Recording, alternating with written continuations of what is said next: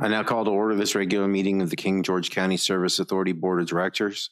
We'll start with an invocation by Ms. Kupka, followed by the Pledge of Allegiance by Mr. Miller. Please stand as you're able.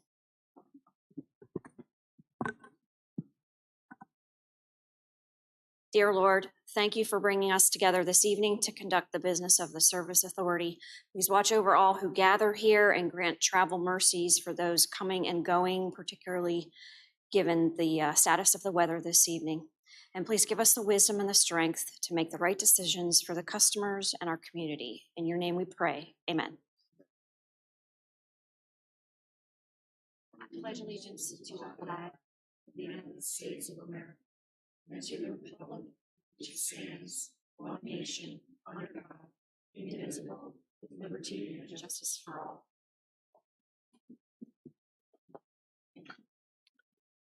Mr. Miller, are there any amendments to the agenda? No, sir. We will start with public comment. Is there anybody in the audience that would like to speak tonight? Is there anyone online, Mr. Dines?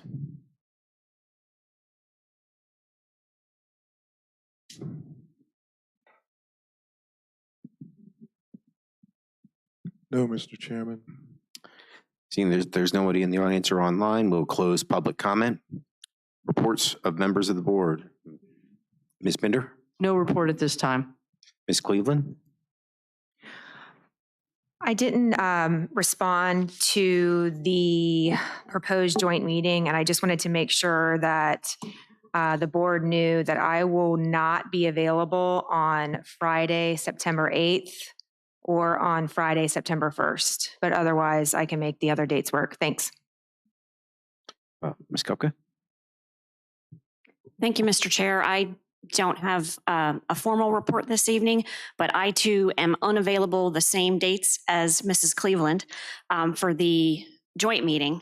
And then the other item was I am hoping during the interim general manager's report, if we could receive an update, because I did ask a question with regard to the ARPA funds during his report in the last meeting. Thank you very much. Mr. Morris? Yes, thank you. The meter project folks are down now working on the St. Paul's system. Had a brief talk with those folks. They're very efficient and moving quickly through the area. So thank you. Thank you. And as for myself, I don't have any particular report as I've been out of the county for the last week or so. Moving on to the consent agenda. I move to accept the consent agenda as written. Second. I have a motion made and properly seconded. Is there any discussion? Seeing no discussion, all those in favor? Aye. Aye. Aye. Chair votes aye, motion carries. Moving on, we have no public presentations, no board agency reports. So we're going to move on to presentations and reports by Bowden with their monthly utility report. Good evening. So as we did not meet the second half of July, we have the June reports. Thank you, Chris. June reports and the July reports that we'll quickly go through. And for brevity's sake, I've broken the reports out into two overview sections, one for water, one for wastewater, for June and July respectively. And we can just go through those, and I'll be happy to answer any questions that you may have concerning the two reports.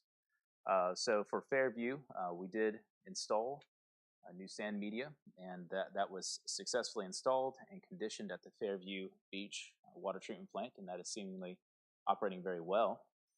We did complete the first round of water quality parameter testing, and this is a result of the 2022 lead exceedance that occurred for the Dahlgren water systems. And then also the first notification concerning the lead exceedances were sent out to the Dahlgren customers.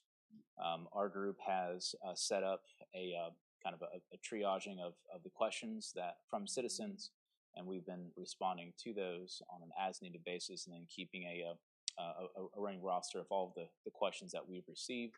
as well as our responses to all of your customers. And that has seemingly worked very well. We've been able to work with Patty in the office, and we've been able to get that done. For waste, sure. Typically, I don't like to hear myself, but no, I apologize. No, that's fine. All right, sorry for that. Is there anything that you'd like me to discuss again? All right. For June, for wastewater, we moved some of the mixers around in the wastewater treatment plant process from low priority to high priority positions. The mixers are crucial to nutrient removal. And as some of these mixers failed, we took some mixers from low priority positions in the plant to move those to high priority to continue to remove nutrients. DEQ also submitted a request for pH and temperature data, and this is for the Hop Yard facility. And this is due to the current permit reissuance that we are undergoing for this facility. And this is to establish a basis for ammonia limitations. For July, for the water side, we inspected sand filter media at the Oakland Park water plant. The King George County Maintenance changed some injection points for us, and they also installed a sample spigot at Circle 1 well, and that has caused us or allowed us to have more effective treatment and monitoring of chlorine in the system. We are also progressively changing some chemical pump feed heads, and that is allowing us to accommodate for the heat and gassing off of hypochlorite solutions, and that maintains the integrity of those chemicals or the strength of those chemicals. And so as the strength decreases of chlorine, we'll have to increase the amount that we feed, and so this change will allow us to have a more consistent chemical feed rate. We've also identified some faulty exhaust fans, and the King George County maintenance guys, they're being proactive in helping us for getting those repaired and replaced. Also, the maintenance teams installed mission control monitoring units at the Oakland and Sealston systems, and that has helped improve water loss in those systems, and it has also improved the communications between both of those wells and the water plants. Also, I'm putting this up there just for your guys' sake. This happened 2 days ago, so in the month of August, but the Saft well, the repairs were successful, and that well is now back online.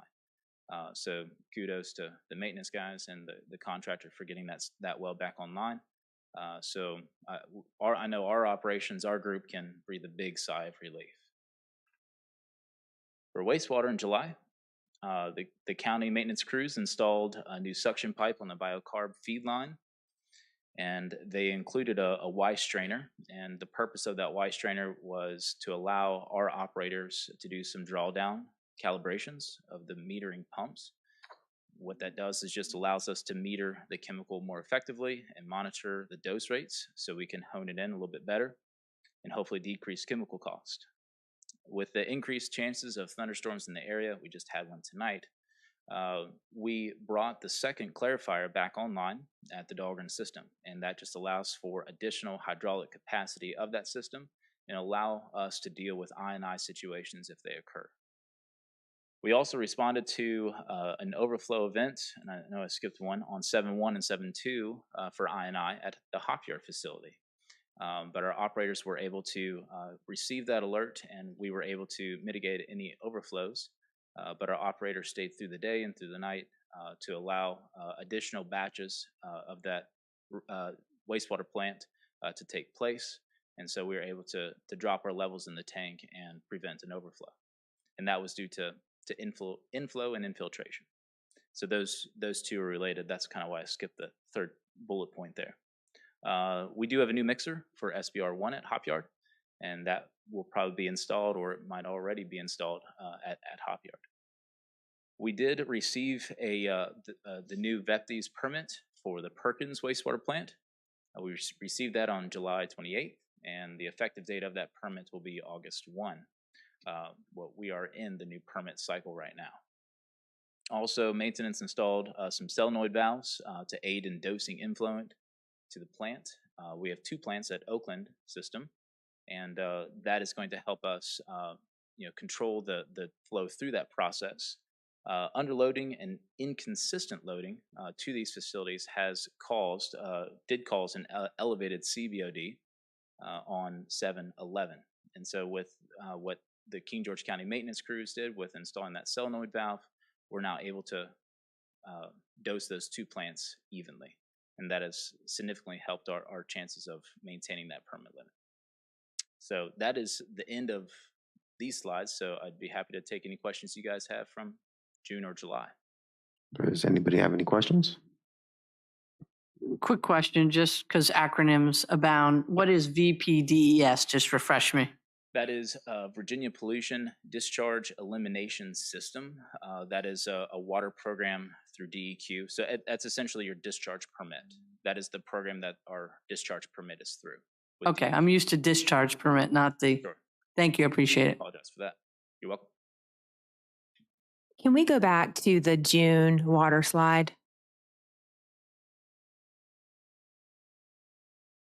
That's wastewater. There's one. Yeah, it was the next one. The July waste- water. June wastewater, yeah. The mixers that you moved around from treatment plant from the low priority to high priority. How does that, how do you move those around? Like what would be the reason why you would do that? So this facility, the Dahlgren facility, is an oxidation ditch. And so there's varying concentric rings in this oxidation ditch. And so each ring has a different purpose. One ring might have a purpose of removing nutrients, while another ring would have a purpose of removing organic material, just the design of the plant. If this was a regular conventional wastewater treatment plant, we would not be able to move these mixes around like what we're doing here at Dahlgren. But we've taken them from one ring and moved it to another ring that's specifically designed for nutrient removal. And so that's how that was our low priority, was just moving water through that one ring. We moved it to allow for mixing in front of the pre-anoxic zone, or the zone in the treatment plant that is designed for nutrient removal. And so without that mixer, the mixer that failed, without that mixer, we would have had permit violations of nutrients. So it's just moving stuff around to make sure that you're meeting your Right. your We testing. were robbing from Peter to pay Paul. Yep. We were kind of taking one from one place in the treatment plant and moving it to another. So what I'm understanding is that we've got one or more that have failed. So we have to replace them. That's correct. Okay. And one of the reasons why we did that, these are not just off the shelf items. Their lead times are prescribed to us in months, weeks and months, and so it's unfortunately not something that we could be replaced readily. So in the interim, our solution to maintain permit levels was to move them. So has that been ordered or? Yes. Okay. Thank you. You're welcome. Are there any other questions? All right, thank you. Thank you. So moving on, we have no action items this evening. Moving on to discussion items. First up is the proposed joint meeting with the Board of Supervisors to discuss the management structure for the service authority. Kind of looking at it, maybe the 2 Thursdays in September, or the Friday in September, maybe the Friday the 15th has the most votes, I think. And again, just to clarify, Ms. Cleveland, you indicated the 8th, the 1st and the 8th, and then Ms. Kupka, you also were not available those 2 days. Yeah, so I cross those out. So if the 15th works for everybody on this board, we'll just have to check with the other three supervisors. So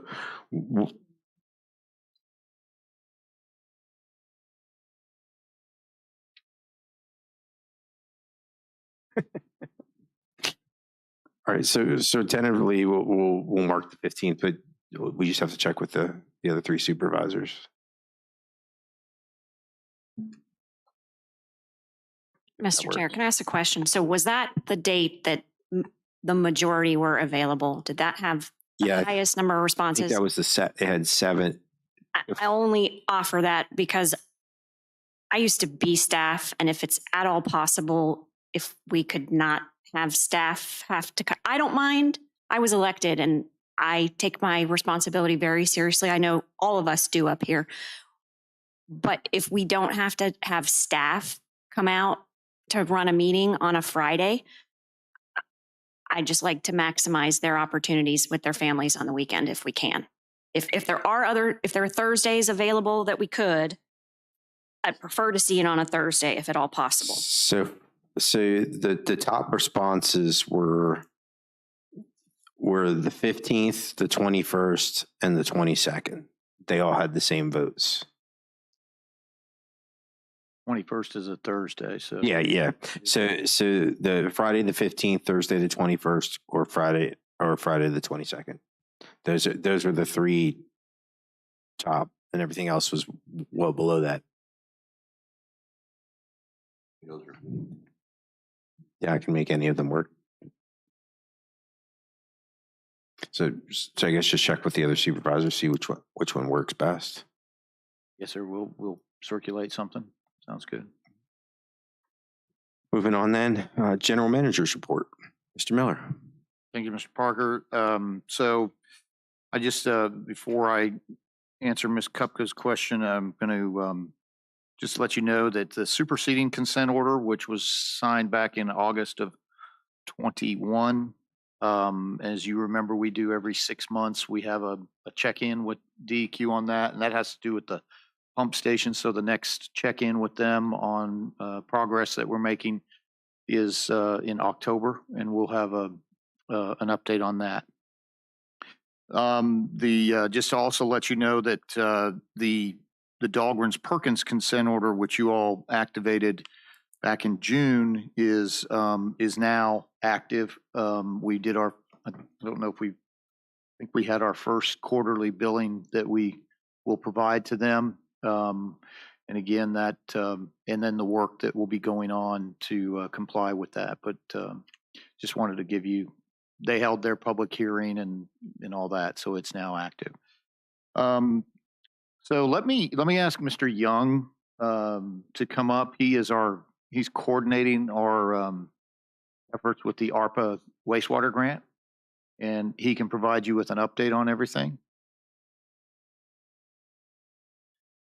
Good afternoon, Mr. Chairman and members of the board.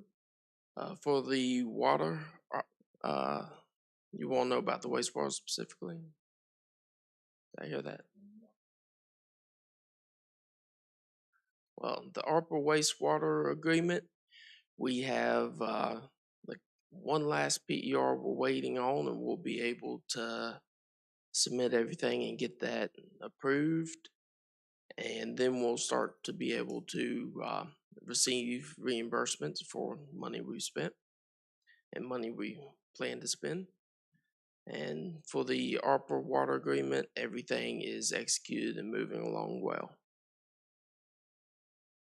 So, and I think that you could clarify this, but the two processes and the two efforts by the state are totally dissimilar. They're totally different. They're not the same. VDH obviously is handling the water, and their whole administrative process is totally different than the Department of Environmental Quality's administration of the wastewater grant, correct? That is very correct.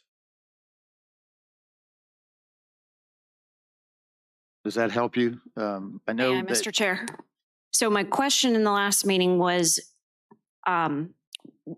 when we, a while back, originally considered emerging as a public utility under the county, it was indicated to us that a reason that we could not at that time was that our ratio of ARPA funding that we received would exceed some standard. And so we didn't work in that direction any further. And so when this was brought back at our last meeting, I asked the question, so has some state regulatory agencies' stance on that softened so that now we can proceed? What what was the update on that? My knowledge, no. They've not changed anything. Ms. Hahn and I have talked about the water grant and what was said to us, and that it probably would not affect that grant. But I don't know, we haven't got the answers yet for wastewater grant. And I think it would be fair to say that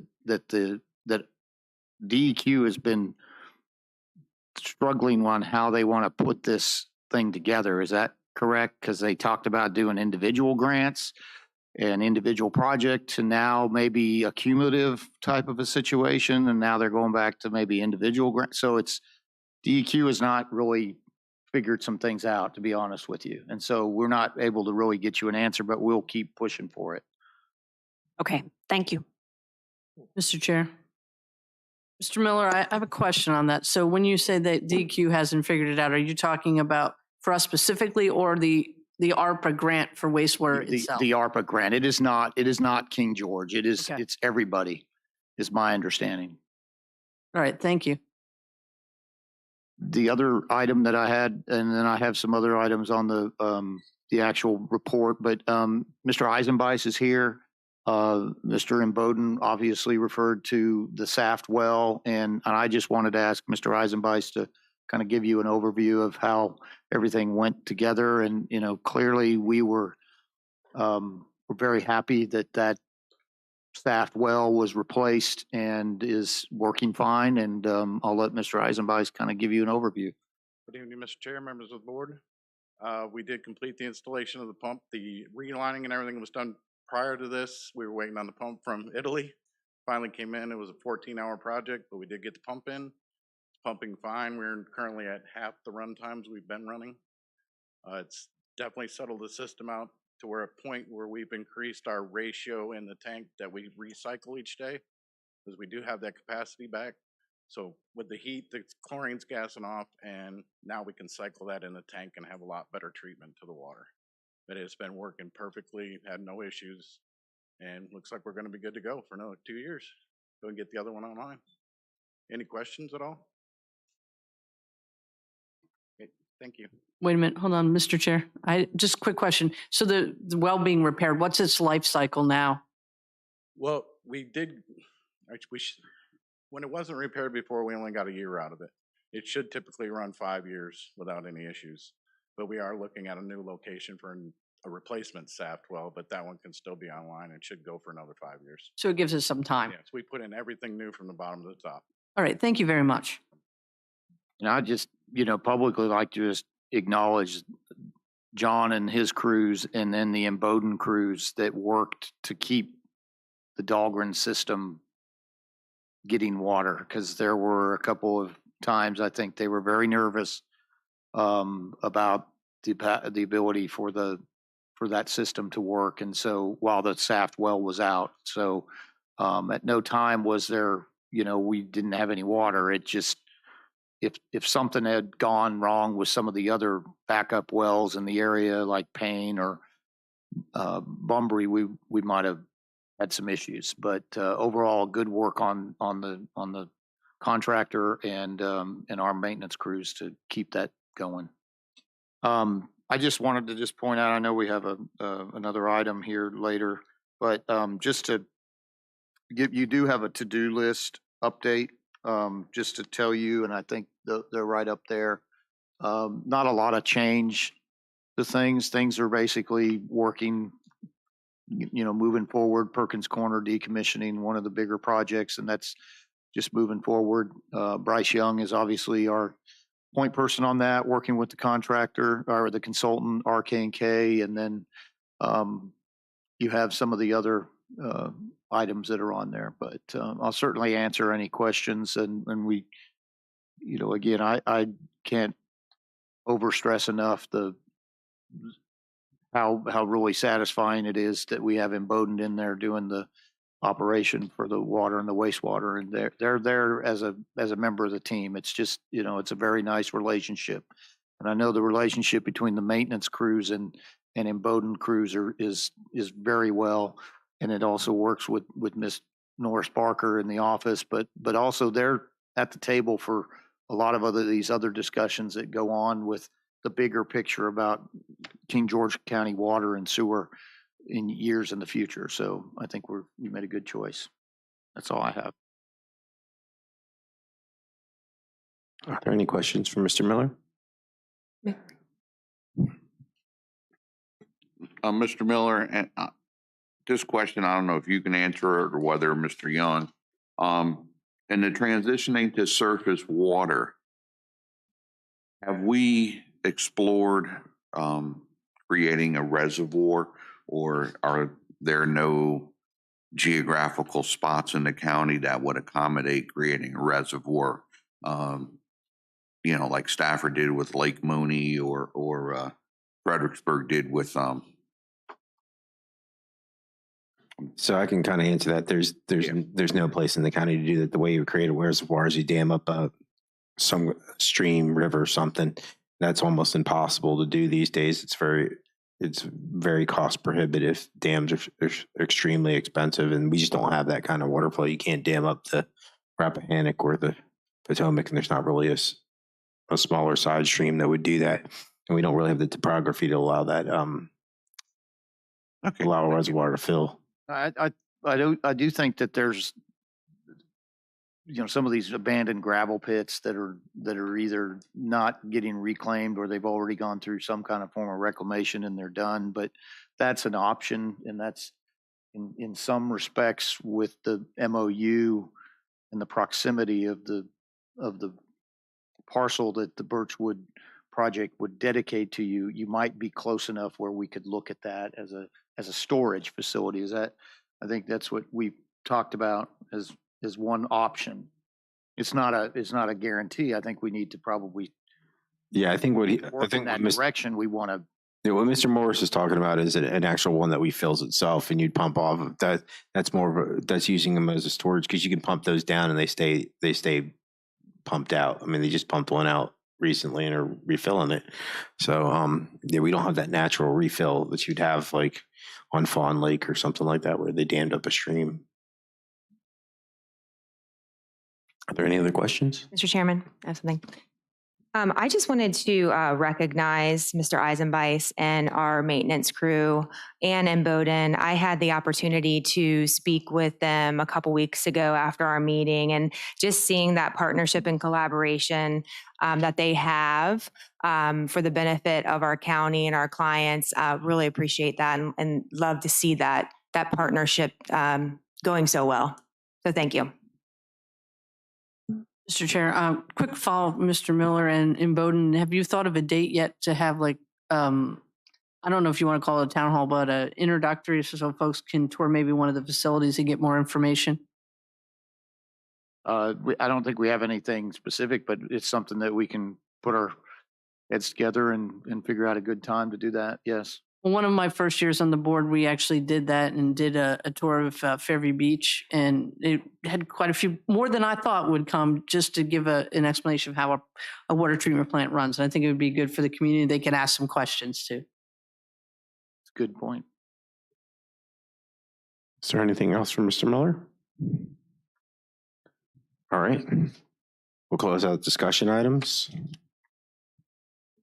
I move that the King George County Service Authority Board of Directors convene in closed session for discussion and consideration of terms for proposed cost sharing of water and sewer infrastructure expansion to serve general and industrial uses, where discussion in an open meeting would adversely affect the bargaining position or negotiating strategy of the public body, pursuant to Virginia Code Sections 2.2-3711A3 and A6. Discussion regarding the same is also authorized by Virginia Code Section 2.2-3711A8 for consultation with legal counsel concerning specific legal matters requiring the provision of legal advice. I invite the county administrator, county attorney, Director of Economic Development, and Assistant County Attorney as needed, because they are deemed necessary and/or their presence will reasonably aid the board in its consideration of the topics to be discussed, pursuant to Virginia Code Section 2.2-3712F. Second. I have a motion made and seconded. Is there any discussion? All those in favor? Aye. Aye. Chair votes aye. We are in closed session.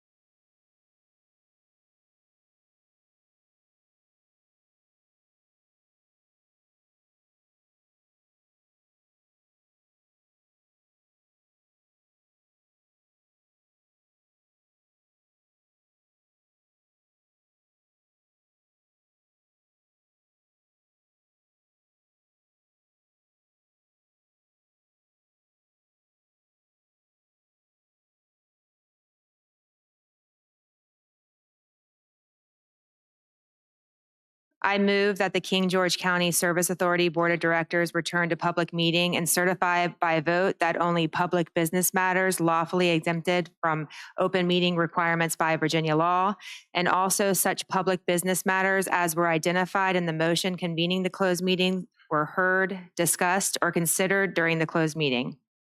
Second. We have a motion made and seconded. Is there any discussion? Roll call vote, Ms. Pinder, So certify. Ms. Cleveland, So certify. Ms. Kupka, So certify. Mr. Morris, James Morris, so certify. Alan Parker, so certified. We are back in open session.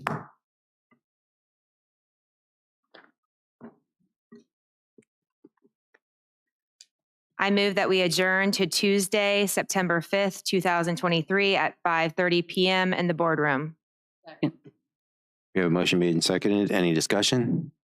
All those in favor? Aye. Aye. Chair votes aye. Motion carries. We are adjourned to Tuesday, September 5th, 2023 at 5:30 PM here in the boardroom.